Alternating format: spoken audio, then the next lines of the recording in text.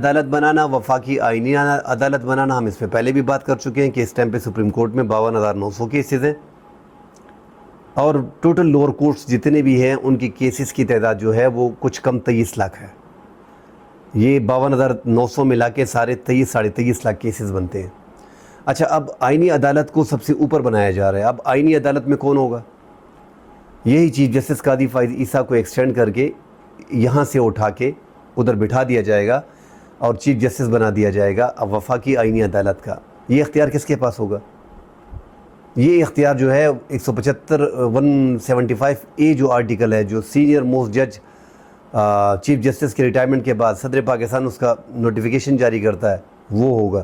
اس کو ختم کر کے وہاں پہ جو ہے وزیر اعظم صاحب جو ہیں، شہباز شریف ملک کے وزیر اعظم ہوں گے، وہ وفاقی آئینی عدالت کا جو ہے سربراہ کے لیے جو ہے اپنی مریم نواز صاحبہ سے اور نواز شریف سے مشورہ کرنے کے بعد وزیر